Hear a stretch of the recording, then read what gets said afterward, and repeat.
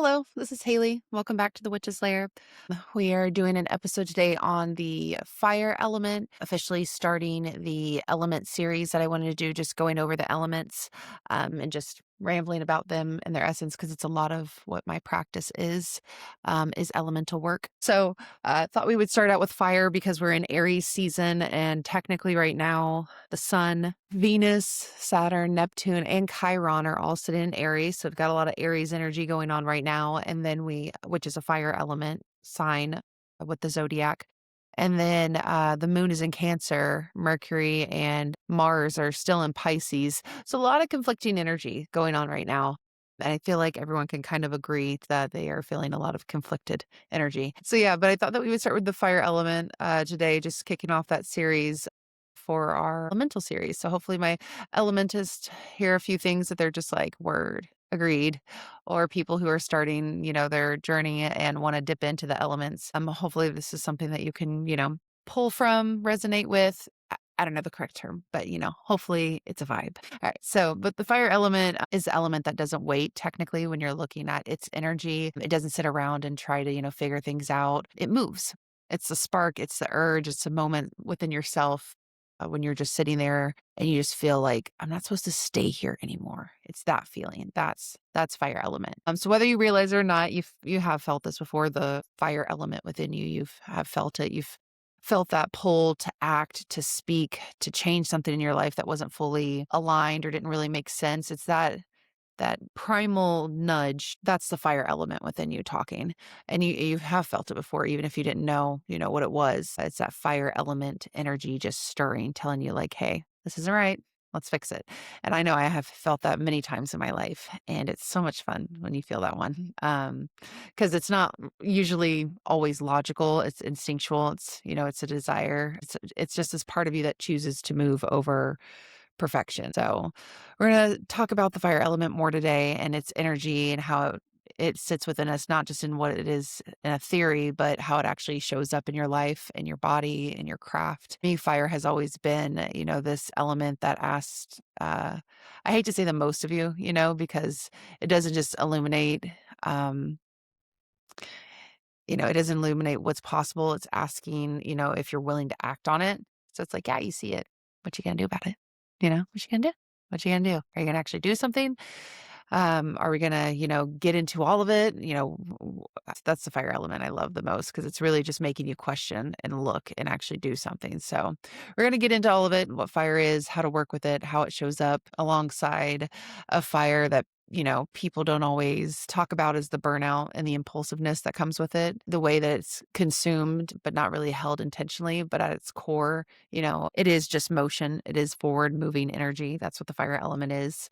And it's all about balancing it. And the moments in your inner world where something seems out of reach, if it's something in your life that, you're not really able to grasp yet, fire element's really going to help you get there. So as we go through this episode, if you're feeling something from this, it's probably because there's something that needs to move within you. So definitely pay attention to your body always, but especially when we go through certain episodes, just because it's always interesting how it can really resonate, and it's like, oh, I was listening to that. Funny how that worked out. So, but yeah.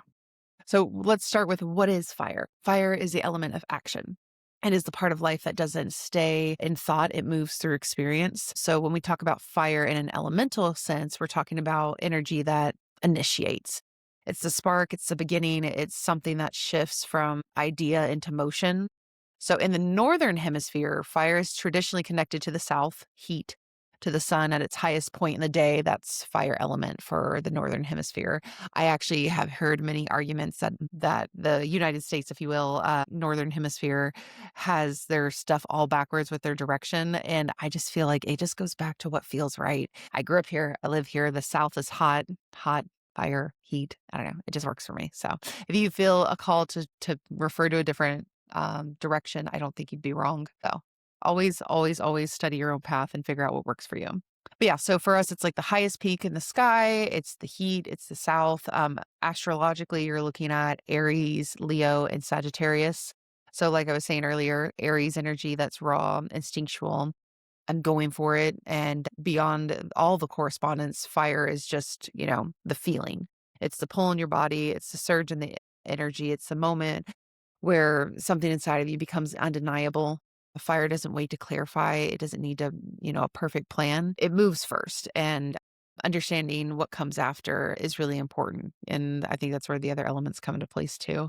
But that's why fire can be exciting because it's uncomfortable. And I know it's like, well, how is uncomfortable exciting? It's like, well, it's exciting because it's uncomfortable and, growth comes from our uncomfy spots. So that's why I feel like it's a little exciting when you get outside of the fear of uncomfortable. That's when it becomes exciting. So, but when fire is present, it usually is asking you something from you to act, to speak, to choose, to stop sitting in something that you've already outgrown. Fire is also very much the element of transformation, not in a quiet, slow way. It's in a intense way of like it burns, it clears, it makes space. Where sometimes people misunderstand it. It's because it's not just about creation, it's about destruction. But destruction in the best way, I feel, because it's taking what no longer exists in a form and lays it to rest, and it changes it. So I feel like fire is what takes something and says, this version of you, this situation, this pattern, it's done. That's fire.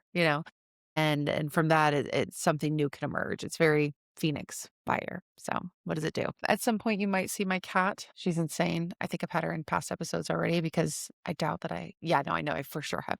Sorry, she's 2 and loves boxes, so deal with that background noise. But anyway, so like I said, when it's done, it's doing something that helps things emerge. So when you're working with fire, whether it be in a ritual, tarot, your craft, or just your life, you're working with an element that's constantly asking, what's ready to begin and what's ready to end? It's a big, big question that comes with the fire element. What's ready to begin and what's ready to end? So big questions. If we're looking at it in regards to our body and our life, because with being a spiritualist, it's like working with the elements. It's not just the flame itself. It's not just the physical element. It's also the energy of it, and that already naturally resonates in us because we have different energy levels. I don't know if you work with chakras and energy levels. I personally do. I feel like it helped me really break down the different parts of me to better ask the right questions to find the source to blockages. This is a terrible podcast episode, I swear. I'm so sorry. My cat is so distracting. Um, anyway, so working with chakras is just a way to really compartmentalize sections of your energy field to better sort through blockages to help energy flow. And the fire element is in there. So when we're looking at the fire element of action and your life and how it shows up outside of just our regular energy field, looking at our emotions, it's desire, it's motivation, it's the energy that, pushes you to move even when you don't fully understand it. And this doesn't always come through softly. Sometimes fire shows up as restless, a frustration, as a feeling of like, I can't stay here like this anymore. It's like that's fire too. That stirring of just like, I'm restless. I can't stay here. I need to bust out. I need to get out of here. And I have felt that feeling so many times. And I have a lot of fire placements in my chart. So it makes funny sense to me that I can be restless. But yeah, so fire lives in the body and it's felt as heat, adrenaline, excitement, anger, passion, or sometimes it's the rising up and asking to be expressed, which is kind of like, it working with the throat chakra. But energetically, this is where we can start to connect it to the body into a deeper way. So when we're looking at the energy fields, fire is strongly connected with the lower chakras, so especially sacral and the solar plexus. So your sacral, which is like second to the bottom, if you don't already know, I feel like a lot of people know this, so just roll with me. But second to the bottom, sacral chakra, usually orange coloring. It's where desire lives. It's pleasure, creativity, emotional expression. Also, your primal instinct is in the sacral chakra. And I always like to really remind people of sacral because they're always like, it means sex. And it's like, word. Yeah, it does. But also, it means a lot more. Emotional expression and gut instinct, primal gut instinct, going back to Aries and fire element, that's primal. Fire is primal. So you're going to see it in your sacral chakra. And that's where that initial spark begins, where of like, what do I want? What feels good? What am I drawn toward?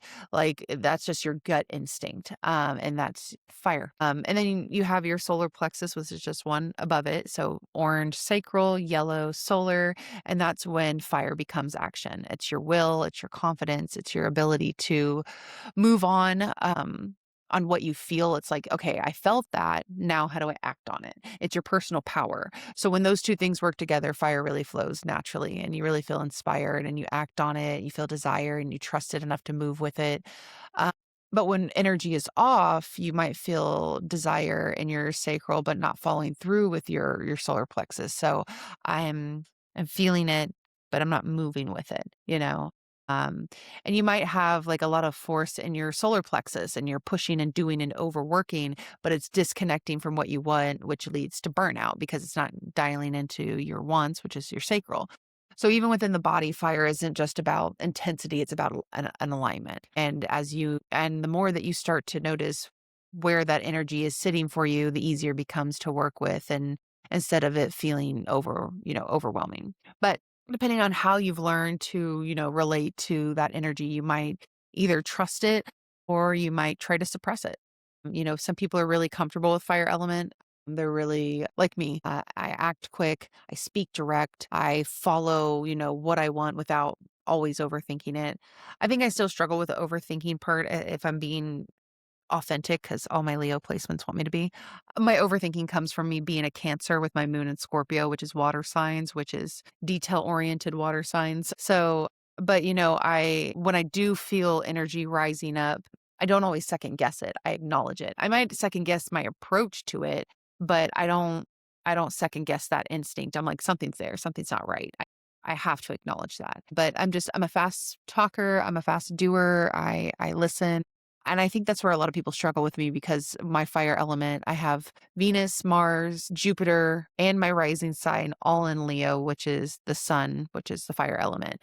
And I'm really fast. I'm really quick. I'm really direct. I recently had someone tell me that I was direct, but not in a negative way, but just in a way that's just, I guess, cutting through the bullshit and just saying it. So, but that's fire. It's direct. It's quick. It's fast thinking. It's fast movement. It's impatient sometimes. I think that's why I struggle sometimes at my muggle job because I want everybody to move on my time and why aren't you moving fast enough? And not everybody's a freaking, energizer bunny like I can be. So fire element. But yeah, so fire isn't meant to overanalyze and it's meant to just be moved with. So, with fire being so deeply tied to creativity and life force energy, that's the part of us that creates, that initiates, that brings things into existence. It also is connected to fear and anger, which is something a lot of people try to avoid. But, anger is often just fire that's been ignored too long and not been addressed. It's your shadow talking. It really is when you see that side of it. Because, anger can show you where your boundaries have been crossed, where isn't aligned or where something needs to change. So even in the parts that feel uncomfortable, they're still, informative when it comes to fire. And, when fire is flowing in a balanced way, it looks confident, clarity with direction, ability to take action without needing everything to be, perfect first. But when it's blocked, it looks like procrastination, lack of motivation, feeling stuck, or even when you like feeling stuck when you know you want more. And when it's too much, it turns into impulsiveness, burnout, and acting in a way that doesn't actually support you long term. So fire really isn't something to fully indulge, but not fully suppress. It's, going back to the balance of it all. So, and how you find your ways to work with that and what you choose to do with it. Because, you can't fully indulge in it because you don't want to be too impulsive and too crazy with your adrenaline, but you also don't want to suppress it because that's where, anger dwells. And it's kind of like the teapot theory to me when you suppress the fire element. You just build, and then you bust. And that is so not Raven when that happens. So, but yeah, so fire element in a sense, fire element in our body, in our lives, in our energy, and our emotional, field, many ways that you see the fire element without just being the physical flame. But, when you're crafting and you're a witch and you want to work with the fire element in your craft, once you start to recognize how fire moves through your body and your life, the next layer is learning how to actually work it with your craft. So fire is just one of those most accessible elements to work with because it's got its physical presence. You can see it, feel it, watch it, move it. It responds quickly. It reflects energy in a very direct way. And Most commonly, fire shows up in the craft through candles. You're taking intention and giving it a physical form. You're not just lighting wax. You're not just lighting a candle. You're setting an intention and then asking the fire to activate it and to carry it and to move it. And that's why clarity is really important when you're working with the fire element in your craft, because with firework, it's not passive energy. It responds to direction. So you want to be as direct as you can. And when you're working with these candles, set your intention before lighting it, dress your candles with oils and herbs, and you can speak into the flame and simply just sit with it and focus on what you're calling and releasing. I hate to say it's as simple as that, but that's the simplicity of the fire element, is just working with it in person and just staring at a flame, meditating with it. You don't even have to watch it. Sometimes just sitting in front of it and closing your eyes and meditating on it, envisioning what you want, envisioning your outcome. One of my favorite things to do with the fire element in candle work is using my tarot cards. I'll take the energies that I'm looking to manifest and work with, and I put them in there. So like, let's say I was wanting to do something about justice, something that needed the balancing of the scales, something to work out in my favor. I would use the justice card. I would set it under the candle or next to the candle. When I'm done, blow out the candle. Like you can, snuff it by breath or by your little snuffer, but taking the fan and like moving the smoke around, or taking the card and fanning to move the smoke around is a really good way to work with tarot and the fire element. Or if like I was looking for, trying to think of like cards off the top of my head, if I was wanting to manifest my power, I would use the magician and the high priestess and the empress and the emperor. I would use all these cards of like, okay, power, manifestation, energy, balance, whatever and so forth. I would not put the tower out there. Be careful when you put the death card out there, not because the death card means death, but that's like, if you want to fully launch your transformation, you go ahead and tuck that death card underneath your candle and see what happens. I don't suggest it. One time I did a candle spell and I was trying to manifest my highest divine self. And I put out, I'm pretty sure that's what I was focused on. It got blurry afterwards because I put out the Queen of Cups card, because that's me, the queen of my emotions, nurturing, intuitive, Cancer, is that. But I also put out Moldavite, and I don't work with Moldavite. There's some people who walk around with that on them every day. And I don't understand that at all. I'm like, what do you mean that's on your hand or your necklace? Because it rocked my shit. And I ended up throwing out my back and getting nerve damage. And I think, reflecting on it now, it's because I was neglecting part of my shadow that I hadn't addressed yet. And I was living with rose tinted glasses and tunnel vision. So my spell, it went a bit a wire because I wasn't fully ready for what I was asking for. And I was like, kind of like, you're going from A to Z and you're missing the whole alphabet. You're just trying to skip to the Z. I think that's what happened there. And it forced me down. It forced me to lay. It forced me to reflect. It forced me to look in. And then it was really painful because Moldavite. So candle work can be interesting. Just do your homework, talk to a friend. But anyways, so you can see the fire element in candles, and burning rituals is like the most common thing. We all do it, writing something down and burning it. It's one of the most direct ways to work with transformation. You're physically witnessing something shifting form. So once something was solid becomes ash, becomes smoke, becomes something else entirely. That act alone is really powerful for the body process, for the body to process it, and bring it full circle. But this is where you also see with the fire element, you'll see bonfires and group rituals come in. That's something different about working with the fire element in a group setting. It's just really nice. The cultivating of your energy with its energy, it's just, it amplifies intention. It creates a shared energy of release or creation.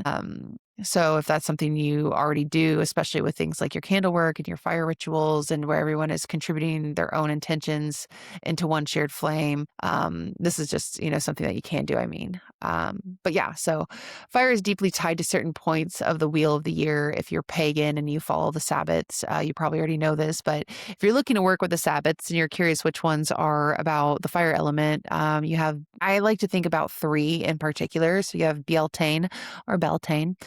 It's the most obvious when you look at it because it's peak fire energy, passion, fertility, creation, life force. It's about desire fully expressed, desire being like fully expressed and celebrated. And then you have Litha, the summer solstice. It's another strong fire point. It's the sun at its highest, it's fire focal point. It's here, it's power, abundance, fullness, sustaining what we've built. Because when you're looking at the progression of the wheel, it's like rest, seed planting, growing, tending, full energy, harvesting, resting again. It's just, I mean, look at the plants. Seed grows, ends, ashy, whatever. So yeah. So Litha. And then, even Samhain, Samhain, Samhain. It's often associated with death and the thinning of the veil, but fire is a guiding force during that time. It's to light candles and lanterns and flames that are used to light the way between worlds. So I always love that about Samhain with the jack-o'-lanterns because Christian Halloween changed it as a way of warding off spirits, but jack-o'-lanterns was a way to light candles for them to find their way home, spirits, while the veil thins. So yeah, it's both a protector and a guide. So fire isn't just about action. It's woven into cycles of the year, it's marking peak moments, transitions, transformations. You also see fire very clearly in tarot. The suit of wands carries the fire energy. This is the suit of action, creation, creativity, desire, direction, life force. It's not the part of the journey where you're thinking things through. It's the part where something has already been sparked and now it's moving. So if you have like the Ace of Wands, that's the initial spark, the movement that something lights up inside of you and you can't ignore anymore. Knight of Wands would be like fire in motion,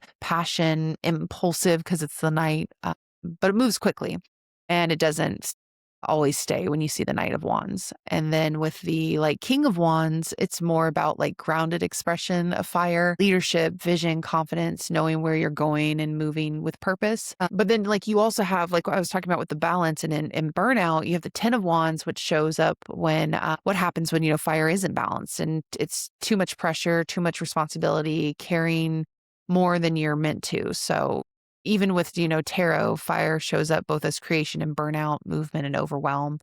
And then astrologically, fire is just, everywhere with Aries, Leo, and Sagittarius carrying their different expressions. You have Aries, which is raw, and it's, something that starts, it moves without warning. That's also associated with the spring equinox. Leo, it's about sustained fire, expression, confidence, identity, being seen. Sagittarius is expanding fire. It's seeking meaning, truth, experience, growth. And all of those are connected, with the planets that carry fire as well. So you have Mars, which is what's ruling Aries, and it's again direct action, move, drive, desire, pushing forward. The sun is another one about vitality and life force. So, when you're seeing it, whether in tarot or astrology or ritual work, fire shows up the same way every time.